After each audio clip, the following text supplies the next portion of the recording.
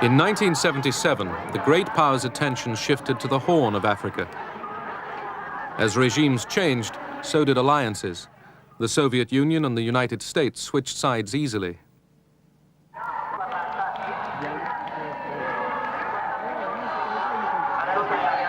In Ethiopia, the emperor had been ousted and replaced by Marxists.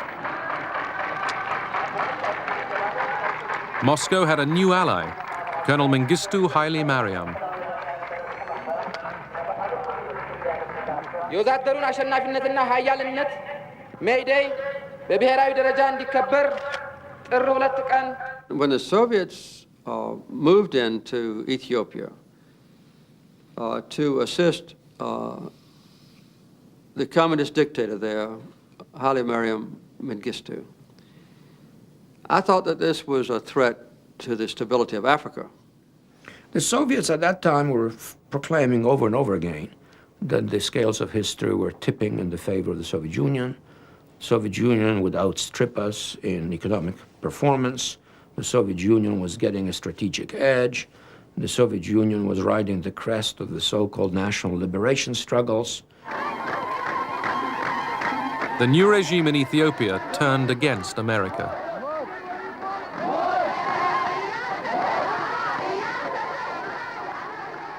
Mengistu expelled most of the Americans from Ethiopia in the following months, arrogantly terminated the American aid program.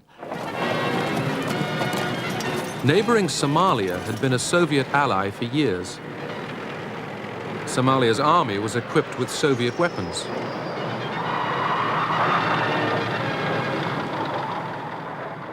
But now that Moscow was also linked with Ethiopia, the Somalis considered turning to Washington. They had very little chance of getting American full support. But they knew that if they tried to present themselves as anti-Soviet, they would improve their chances. The Somalis turned against the advice of their Soviet ally and prepared for war with Ethiopia. But President Carter turned down their appeal for American arms. I thought that Somalia should not be permitted to succeed in trying to take Ethiopian territory, and I refused to give the Somali government any weapons. Nevertheless, in July 1977, the Somalis seized large tracts of the Ogaden Desert. The Soviets tried to stop the advance through diplomacy. Gromyko suggested joint mediation with the Americans. But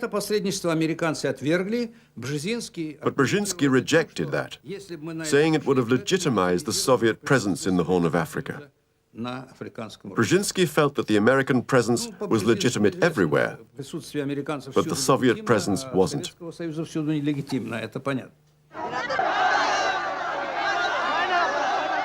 Anti-Soviet demonstrations in Somalia greeted the government's decision to send the Russian advisors and their families back to Moscow. All Soviet support was now switched to Ethiopia.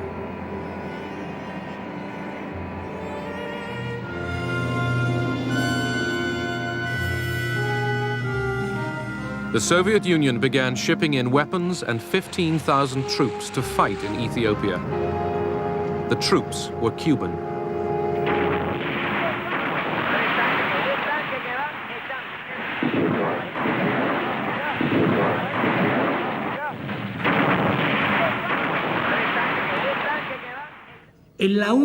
It was the only operation we conducted in full agreement with the Soviets.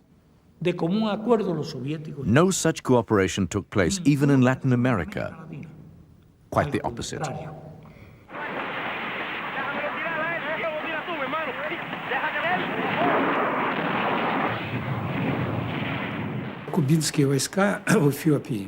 The Cuban troops in Ethiopia played a very important role. The Ethiopians couldn't have provided the military organization to destroy the Somali troops in such a short period of time, even with our help. Эфиопия и даже с нашей помощью не смогла бы. With Cuban troops and Soviet support, the Ethiopians drove the Somalis out of the Ogaden. But Moscow wouldn't let the troops advance into Somalia. У нас возникла такая Among the идея, Soviet military, we thought about occupying Somalia. совершенно правильно, что But the Soviet government was right not to allow this, могло because it would have made our relations with countries like the United States of America, Great Britain and others more difficult. Великобританией и другими странами.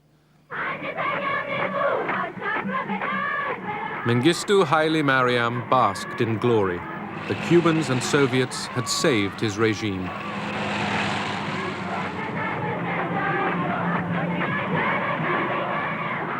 In Washington, some saw the victory as proof that the Soviets were abusing détente. The Horn of Africa was not important to America as of itself, but it was important as a measure and a test of how the Soviets were interpreting détente. Quarrels about the Third World were getting blown out of all proportion. These disputes about Africa, Angola, Ethiopia, and Somalia. Насчет Сомали, насчет Эфиопии. None of them were worth it. 20 years later, no one even remembers who was doing what. Что делал, кто там делал.